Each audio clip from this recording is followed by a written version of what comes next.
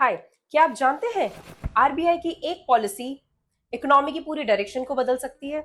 हाँ, हम बात कर रहे हैं मॉनेटरी पॉलिसी की, जिसमें से यूपीएससी प्रीलिम्स क्वेश्चंस डायरेक्टली और इनडायरेक्टली जरूर पूछ लिए जाते हैं और बच्चे repo rate, reverse repo rate, CRR सुनते ही कंफ्यूज हो जाते हैं। इस कंफ्यूजन को दूर करने के लिए आज हम बहुत ही आसान तरीके से समझने वाले हैं मॉनेटरी पॉलिसी यानी मौद्रिक नीति, जिसमें आरबीआई सबसे पहले कोशिश करती है मनी सप्लाई को कंट्रोल करने की इकोनॉमी में से। ठीक है, अब आपकी मॉनेटरी पॉलिसी आरबीआई एक्ट 1934 के तहत बनाई गई, जिसमें उसको पावर मिलती है कि वो अप्लाई कर सके मॉनेटरी पॉलिसी को और इकोनॉमी में प्राइस स्टेबिलिटी और ग्रोथ को सस्टेन कर सके।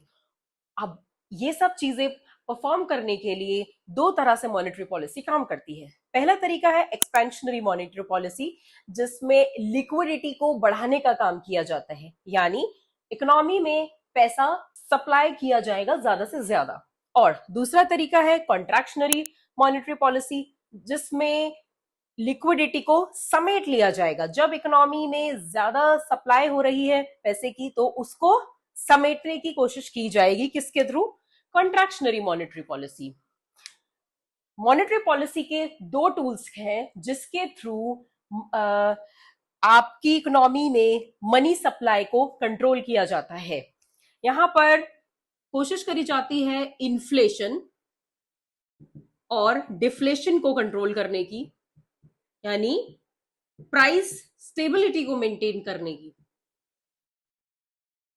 और उसके लिए दो tools, quantitative instruments and qualitative instruments का इस्तेमाल किया जाएगा। पहले हम बात करने वाले हैं क्वांटिटेटिव इंस्ट्रूमेंट्स। आज हम सभी क्वांटिटेटिव इंस्ट्रूमेंट्स को समझते हैं और दूसरे सेशन में किस तरह से आरबीआई मॉनेटरी पॉलिसी को यूज करके इकोनॉमी में मनी सप्लाई को कंट्रोल करेगी, इस पर डिस्कशन करेंगे।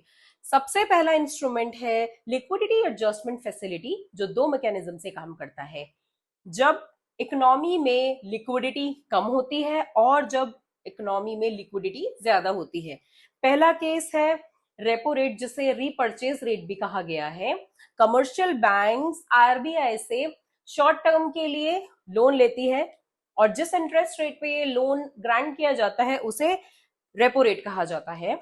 आरबीआई कमर्शियल बैंक्स को शॉर्ट टर्म के लिए या ओवरनाइट फैसिलिटी भी प्रोवाइड करती है लोन की।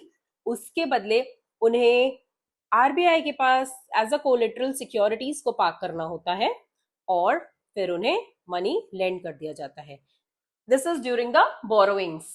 और जैसे ही उनका काम पूरा हो जाता है, वो इस मनी को वापस लेकर आता है आरबीआई के पास और ये सिक्योरिटीज वापस कर देता है, इसीलिए इसको रीपर्चेज रेट कहा गया है।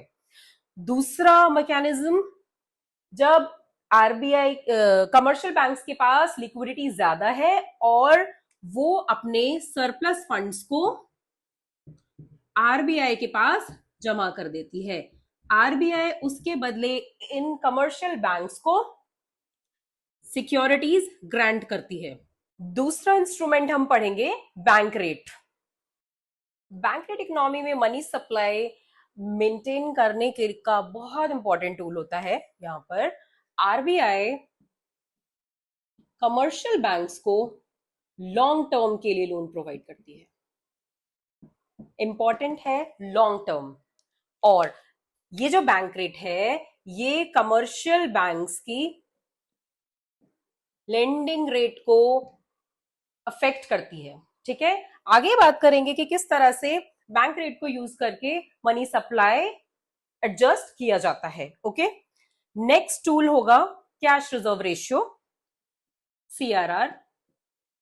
ये एक रिजर्व है जो आरबीआई कंपल्सरी बनाते हैं फॉर द कमर्शियल बैंक्स के उनके पास जो भी डिपॉजिट्स आ रहे हैं उसमें से कुछ अमाउंट उन्हें आरबीआई के पास सर्टेनली रिजर्व में देना ही पड़ेगा। सपोज उनके पास 1,000 रुपए टोटल डिपॉजिट आ रहे हैं, तो उनको 3% इसका 30 रुपए हो गया। ये अमाउंट आरबीआई के पास in the form of reserve रखना ही पड़ेगा। और उसके बाद बचा हुआ अमाउंट वो इन the form of loan extend कर सकता है। ओके, अगर आरबीआई को एडजस्ट करना है मनी सप्लाई तो वो सारा चेंज इस रेट में लेकर आता है, उसी हिसाब से इकोनॉमी में लेंडिंग रेट्स भी अफेक्ट होते हैं। दूसरा तरीका है, आरबीआई कहता है कि कुछ रिजर्व कमर्शियल बैंक्स को अपने पास भी इन द फॉर्म ऑफ रिजर्व रखने पड़ेंगे, और ये रिजर्व कैश भी हो सकता है, गोल्ड भी हो सकता है, और गवर्नमेंट सिक्योरिटीज भी हो सकती हैं। ठीक है, तो इसी तरह से मनी सप्लाई को कंट्रोल किया जाएगा, जिसको yes we will definitely discuss in detail. Okay, अब इसके बाद एक और इंपॉर्टेंट टूल है जिसको हम कहते हैं ओपन मार्केट ऑपरेशंस। यहां पर गवर्नमेंट सिक्योरिटीज को सेल किया जाता है, परचेज किया जाता है, और किस तरह से इस बाइंग एंड सेलिंग से आरबीआई इकोनॉमी में मनी सप्लाई को एडजस्ट करेगा, ये हम डिस्कस करेंगे अपने नेक्स्ट सेशन में। Thank you for watching. For more such videos, follow and subscribe Elevate Socio. Thank you.